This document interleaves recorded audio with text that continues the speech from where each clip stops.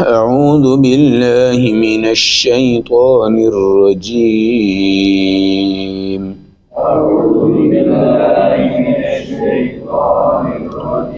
بسم اللہ الرحمن الرحیم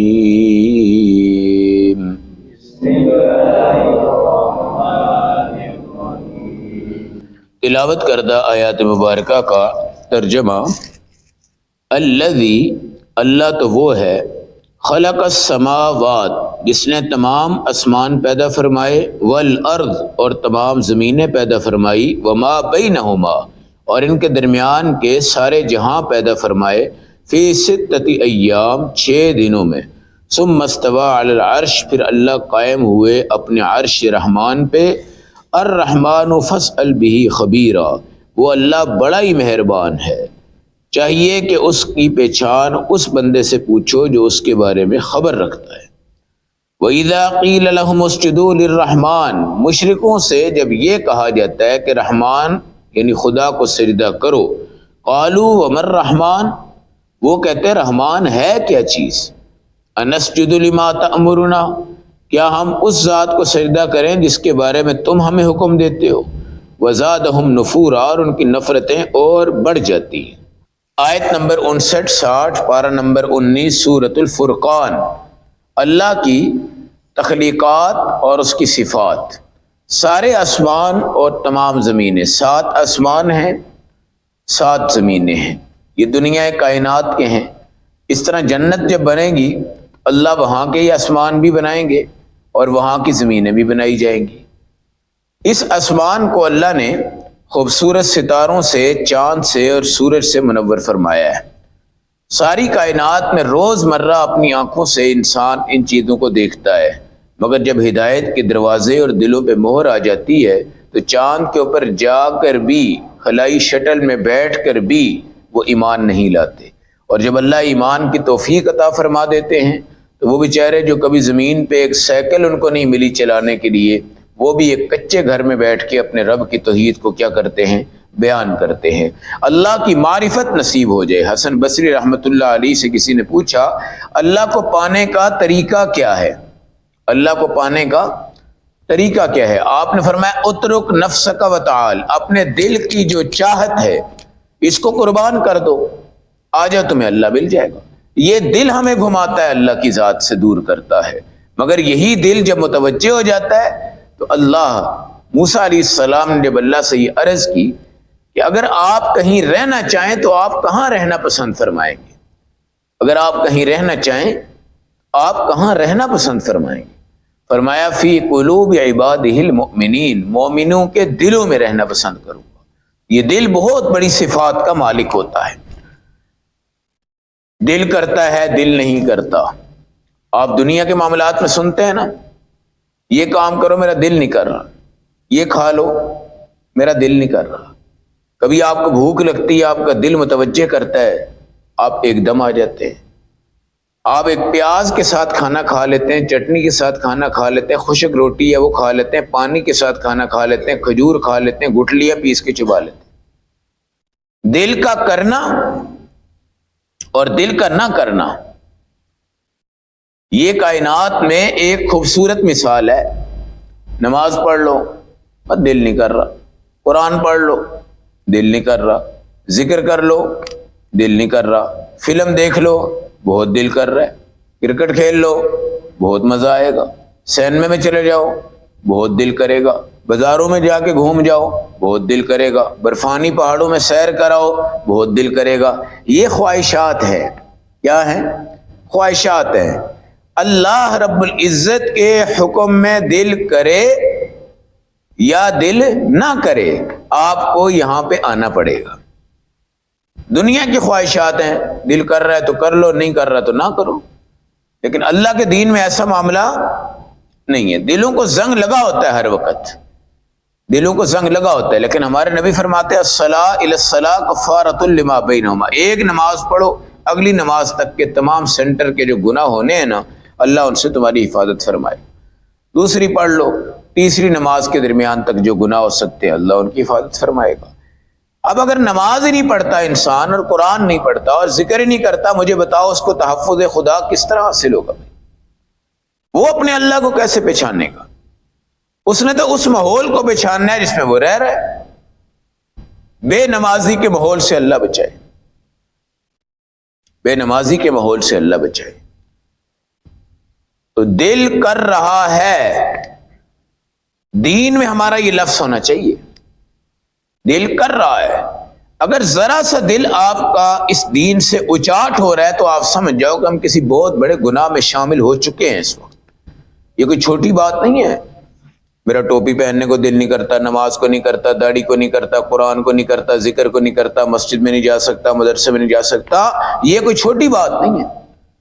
یہ بہت بڑا کوئی تباہی والا ہتھیار ہے جو ہمیں ہلاک کر رہا ہے اندر سے۔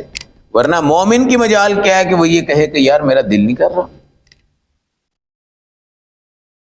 اب جتنے شیطان کی چاہت ہے اس میں ہمارا دل کرتا ہے، اور جتنی خدا کی چاہت ہے اس میں ہم کہتے ہیں دل ہمارا نہیں کرتا۔ آسمان، زمین اور اس میں بارشیں، پھر دھوپ، پھر ستارے، پھر سیارے، پھر چاند، اور روزانہ ہمارے نبی فرماتے ہیں آسمان کو دیکھتے جاؤ تم کبھی رجو گے نہیں۔ اور حقیقت بھی یہ ہے کہ ابھی آپ باہر جائیں، آپ آسمان کو دیکھیں، گھنٹے بعد پھر دیکھیں، 2 گھنٹے بعد پھر دیکھیں، 3 گھنٹے بعد پھر دیکھیں۔ ہمارے نبی نے فرمایا کہ آسمان ایک ایسی نعمت ہے جس کو دیکھ کر کوئی رجتا نہیں۔ اس طرح قرآن ایک ایسی نعمت ہے جس کو دیکھ کر کوئی رجتا، باپ کا چہرہ ایک ایسی نعمت ہے جس کو دیکھ کر کوئی رجتا نہیں ہے، بیت اللہ ایک ایسا گھر ہے جس کو دیکھ کر کوئی رجتا۔ اب اگر وہ کہے جناب میرا آسمان کو دیکھنے کو دل نہیں کر رہا، میرا قرآن دیکھنے کو دل نہیں کر رہا، میرا تو بیت اللہ کو دیکھنے کو دل نہیں کر رہا، میرا باپ کا چہرہ دیکھنے کو دل نہیں کر رہا، سمجھ جاؤ کہ اس سے رب راضی ہے کہ ناراض ہے؟ رب ناراض ہے، رب ناراض ہے۔ جب رب راضی ہوتا ہے نا، جب رب راضی ہوتا ہے تو خدا کی قسم محبوب بن جاتا ہے۔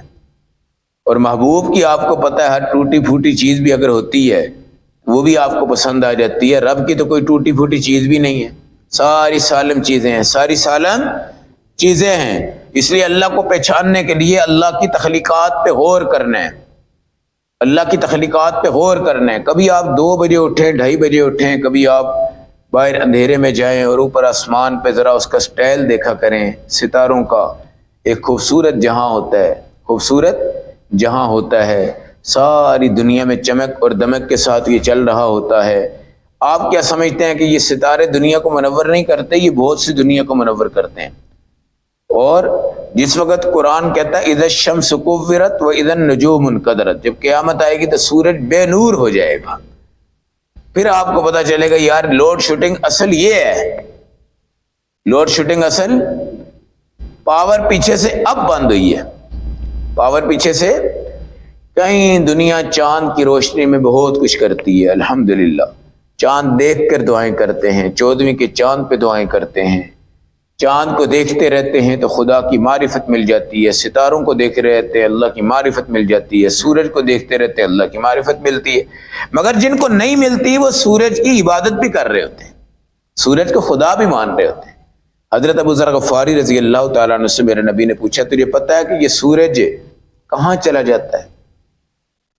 کہاں چلا جاتا ہے؟ ظاہرہ دن کو آپ نے دیکھا، رات کو کہاں چلا گیا؟ ابو ذر غفاری نے کہا یا رسول اللہ اور اس کے رسول جانتے ہیں کہ یہ کہاں جاتا ہے۔ آپ نے فرمایا یہ عرش رحمان کے نیچے جا کے سجدہ کرتا ہے کہ اللہ تیرا شکر ہے تو نے مجھے ابھی بے نور نہیں کیا، تو نے ابھی مجھے بے نور ہے۔ اب دیکھیں یہ سورج جب لگتا ہے تو دنیا کو صحت ایمان کی بھی ملتی ہے اور روحانیت کی بھی ملتی ہے۔ کیا ملتی ہے؟ ایمان کی صحت بھی ملتی ہے، روحانیت بھی ملتی ہے۔ کہیں اللہ والے اس سورج میں بیٹھ کے اللہ کو یاد کرتے ہیں، ذکر کرتے ہیں، اور سورج کو دیکھ کر ہی خدا کو پہچانتے رہتے ہیں، پہچانتے رہتے ہیں، پہچانتے رہتے ہیں، پہچانتے رہتے ہیں، پہچانتے رہتے ہیں۔ ہم لوگوں نے آج تک چاند سورج ستاروں کو دیکھ کر اپنے رب کی معرفت پہ کبھی غور ایسے دیکھتے ہیں، ذرا سے دیکھ کے نیچے آ گیا۔ کوئی بھائی آپ کو کہے یار میں نے 10 کنال کا بنگلہ بنایا ڈیفینس میں، کہاں بنایا؟ ڈیفینس میں۔ اب آپ کہیں چلیں جی آپ جائیں تو آپ ویسے ہی گاڑی سے اتریں، ایسے ایسے گھومیں، ذرا سا دیکھیں اور گاڑی میں بیٹھ جائیں، وہ کہے گا اوئے یہ کیا ہے جناب؟ میں نے تو بھائی یہاں پہ 4 سال لگائے ہیں، میں نے تو اس کی ایک ایک ٹوٹی اور ایک ایک بٹن اور ایک ایک کونے پہ محنت کی ہے۔ میں تو چاہتا تھا یہ اندر جاتا، اس کو دیکھتا، اس کو دیکھتا، اس کو دیکھتا، اس کو دیکھتا، اس کو دیکھتا۔ وہ آیا اور اس نے گاڑی کی چابی کھولی اور نیچے اترا اور اس نے ایسے گھمائی نظر اور چلا گیا ہے۔ تو بھائی میرے اللہ کے اس آسمان کو کیا اس رسمی نگاہ سے دیکھنا چاہیے؟ نہیں، بلکہ اس پہ غور و فکر کرو، کیا کریں۔ اور جب ان سے کہا جاتا ہے اسجدوا للرحمن، رحمان کو سجدہ کرو، اس سے یہ بھی معلوم ہوا کہ سجدہ رحمت خدا ہے۔ سجدہ یہ میرا اور آپ کا کمال نہیں ہے۔ ابھی آپ نے نماز پڑھی ہے، 20-25 بندے ہیں، اور اوان مارکیٹ میں چلے جاؤ تو 500 بندہ چہل قدمی کر رہا ہے، پھر رہا ہے، ادھر ادھر ادھر ادھر ہے، کوئی کباب بنا رہا ہے، کوئی پرچون کا سامان دے رہا ہے، کوئی دودھ کا سامان دے رہا ہے، کوئی روٹیاں لگا رہا ہے، کوئی نان لگا رہا ہے، کوئی دکانیں بند کر رہا ہے، کوئی دکانیں کھول رہا ہے، کوئی کدھر جا رہا ہے، کوئی کدھر جا رہا ہے، کوئی کدھر جا رہا ہے، کوئی کدھر جا رہا ہے۔ اللہ کے ہاں یہ سارے چلنے والے مردے ہیں، یہ جتنے چلنے والے ہیں نا، اللہ کے ہاں یہ مردے ہیں۔ اور جو 25 بندے یہاں پہ آ کے بیٹھ جاتے ہیں، نماز میں آ جاتے ہیں، وہ اللہ کے ہاں زندے، وہ اللہ کے ہاں کیا ہے بھائی؟ زندے ہیں۔ اور ہمیں لوگ کیا کہتے ہیں، او یہ تو پرانے اور اندھیرے کے دور میں چل رہے ہیں۔ یہ کہاں چل رہے ہیں؟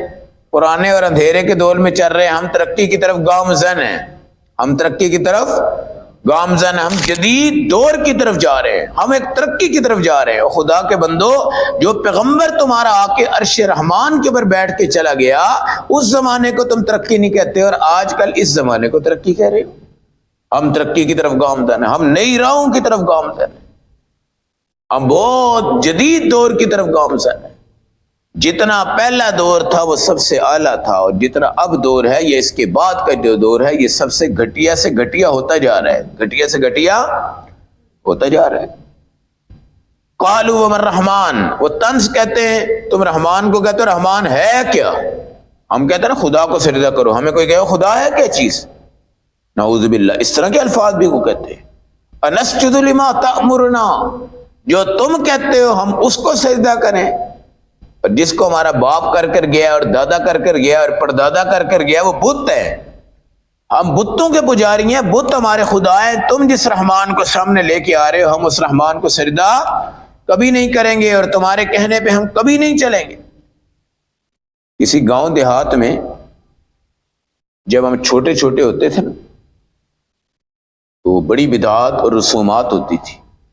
اللہ نے جیسے مجھے نکال دیا، آپ کو نکال دیا، آپ نے توحید سیکھ لی، قرآن سیکھ لیا، ذکر اذکار سیکھ لیا۔ اب وہ جو بڑے بوڑھے جٹ ہو گئے نا اس وقت، جو ہمارے پردادے ہوتے ہیں مثال کے طور پہ، ان کو ہم کہیں جناب دادا جی آپ کا یہ طریقہ غلط ہے، آپ کا یہ طریقہ غلط ہے، آپ کا یہ طریقہ غلط ہے۔ وہ آنکھیں نکال کے کہتا اوے او تو کل کا بچہ آ کے ہمیں سمجھا رہا ہے، کل کا بچہ آ کے ہمیں سمجھا رہا ہے۔ اس طرح یہ بھی کہتے ہیں جناب ہمارا دادا اور پردادا اور اس سے اوپر کی ساری نسلیں جن بتوں کو خدا کہتی پھر رہی ہیں، اب تم بیچ میں رحمان کو لے کے آ گئے ہو کہ رحمان کو سجدہ کریں۔ تمہارا کیا مطلب؟ ہم تمہاری بات مانیں گے؟ ہم تو اپنے ابا اور اجداد اور دین کی بات مانیں گے، وہ دین جو ہمارے باپ دادا کا تھا اس کے اوپر ہم نے چلنا ہے۔ وزادہم نفورا، اور ان کی نفرتیں اور بڑھ جاتی ہیں، نفرتیں۔ اور دیکھیں میرے بھائی، شیطان ایک سجدے کا منکر تھا۔ کتنے سجدوں کا؟ ایک سجدے کا۔ ہمیں اللہ نے کتنے دیے ہیں بھائی؟ ایک رکعت میں 2 سجدے دیے ہیں جی۔ 2 رکعتیں پڑھیں تو کتنے سجدے ہو گئے؟ 4 ہو گئے جی۔ اور 8 پڑھیں تو جی۔ اب صبح جو فجر پڑھتے ہیں تو کتنے سجدے ہیں؟ 8۔ زور پڑھتے ہیں تو کتنی رکھتے ہیں بھائی؟ 12۔ کتنے سجدے ہو گئے؟ 14۔ 12 اور وہ 24 ہو گئے۔ اچھا عصر پڑھتے ہیں اگر 8 رکھتے پڑھے تو 16 سجدے ہو جاتے ہیں۔ کتنے ہو گئے بھائی؟ 36 ہو گئے، 38 گنا بھائی، 24 اور 34 40 ہو گئے۔ اور مغرب 7 پڑھیں تو 14 54 ہو گئے، اور 17 عشاء کی پڑھیں تو 34 کتنے ہو گئے بھائی؟ 84 88 ہو گئے۔ اگر کسی کو اللہ توفیق دے دے بھائی تہجد کی 8 رکھتے ہیں، 8 دونے کتنے ہو گئے جی؟ 95 ہو گئے۔ بھائی صاحب کہہ رہے ہیں چلے کتنے ہو گئے جی؟ 94 ہو گئے۔ 94 سجدوں کا لوگ انکار کرتے ہیں جو کہ بے نمازی ہیں۔ ایک صحابی سے میرے نبی نے پوچھا کہ تم مجھ سے محبت کرتا ہے؟ اس نے کہا کرتا ہوں۔ آپ نے کہا ٹھیک ہے، علیکا بکثرت السجود، میں اگر دنیا سے چلے جاؤں تو انہیں اپنے سجدوں کو بڑھانا ہے۔ کس کو بڑھانا ہے؟ سجدوں کو بڑھانا ہے۔ بس قرۃ عینی فی الصلاۃ، پھر میری آنکھیں ٹھنڈی ہوتی جائیں، میری آنکھیں کیا ہوتی جائیں گی؟ اب یہ جو عاشق رسول بنے یہ اپنے سجدے گنا کریں ذرا، 94 سجدے روزانہ ہم چھوڑتے ہیں، اور صلاۃ الضحیٰ الگ چیز ہے، اشراق الگ چیز ہے، اوابین الگ چیز ہے، وہ تو ہم نے بیچ میں گنی نہیں، وہ تو ہم نے گنی نہیں۔ تحیت المسجد الگ ہے، تحیت الوضو الگ ہے، صلاۃ التوبہ الگ ہے جی، صلاۃ التسبیح الگ ہے، صلاۃ الاستخارہ الگ ہے، صلاۃ الکسوف جب سورج گرنے لگتا ہے، صلاۃ الاستسقاء جب ہمیں پانی چاہیے ہوتا ہے، وہ سجدے۔ اب میرے بھائی 94 چلو مان لو ہے جی، تو یہ جتنے سجدے ہیں یہ روزانہ ہم انکار کر رہے ہیں، نہیں کر رہے جی، نہیں کر رہے۔ ایک سجدے پہ اللہ نے اس کو دھتکارا۔ شیطان کا 7 آسمانوں پہ بڑا زبردست نام تھا۔ پہلے آسمان پر بہت بڑی تحریر تھی شیطان کے بارے میں کہ یہ عابد ہے، ھذا عابد، یہ کیا ہے؟ اوپر والا جو آسمان تھا اس پہ لکھا ہوا تھا ساجد، سجدہ کرنے والا ہے۔ اس سے اوپر والے آسمان پہ لکھا ہوا ہے متقی، یہ متقی ہے۔ اس سے اوپر والے آسمان پہ لکھا ہوا ہے ولی، یہ کیا ہے بھائی؟ دوست کہہ لیں، ولی کہہ لیں۔ اور اس کے اوپر لکھا ہوا جواد، یہ سخی ہے۔ تائب، توبہ کرنے والا ہے۔ حبیب، اللہ کا پیارا ہے۔ یہ 7 آسمانوں پہ شیطان کے خوبصورت لقب تھے۔ کب؟ جب اس نے سجدے کا انکار نہیں کیا تھا۔ اور سب سے اوپر لکھا ہوا تھا عزازیل، یہ اس کا نام تھا اصل میں، عزازیل۔ جس ٹائم اس نے سجدے پہ انکار کیا ہے تو پھر تمام آسمانوں سے اس کے نام کو کیا کر دیا گیا تھا؟ مٹا دیا گیا تھا۔ یہ اعزاز اس سے کیا کر دیا گیا تھا؟ ختم کر دیا گیا تھا۔ تو اب بھائی غور کرو، گھر میں ایک بیوی ہے، بیٹی ہیں، بیٹا ہے، میں ہوں جی، اور اگر ہم 100 سجدے وہ چھوڑ رہا ہے، 100 وہ چھوڑ رہا ہے، 100 وہ چھوڑ رہا ہے، 100 وہ چھوڑ رہا ہے، 100 وہ چھوڑ رہا ہے، تو بات کہاں جاتی ہے؟ پھر بھی ہم ڈھیٹ بن کے اللہ سے کہہ رہے ہوتے ہیں وہ پانی چلا گیا ہے، لوڈ شیڈنگ ہو گئی ہے، پنکھا نہیں چل رہا، کولر نہیں چل رہا، اے سی نہیں چل رہا، بل ڈبل آ گیا ہے، بل ڈبل آ گیا ہے، اور بل اوپر جناب سورج فری ہے، ستارے فری ہیں، چاند فری ہے، آسمان فری ہے، بارش فری ہے، برف فری ہے، اوئلے فری ہے، پھل فری ہیں، ان کی تمام نزاکتیں فری ہیں۔ یہ غور و فکر کرو اپنے رب کے بارے میں تو سمجھ میں آ جائے گی کہ ہم کتنے بڑے کرتوت کر رہے ہیں اور کتنی بڑی ہم شرارت کر رہے ہیں، اور یہ شرارت ہماری روزانہ بڑھ رہی ہے، روزانہ بڑھ رہی ہے، روزانہ۔ اکثر لوگ شکایت کرتے ہیں کہ بچہ ہمارا رات کو سوتا ہے تو یہ ڈرتا ہے۔ تو یہ تجربہ ہے اس بات کا کہ جو لوگ ماں باپ بے نمازی ہوتے ہیں نا، ان کا بچہ ڈرتا ہے۔ جو نمازی ہوتے ہیں وہ خود بھی نہیں ڈرتے اور ان کا بچہ بھی نہیں ڈرتا۔ یہ بھی یاد رکھیں کہ یہ سورت نمبر 56 جو ہے یہ سورت سجدہ ہے، تلاوت سجدہ ہے، یعنی یہاں پہ کیا کرنا ہے؟ آپ نے سجدہ کرنا ہے۔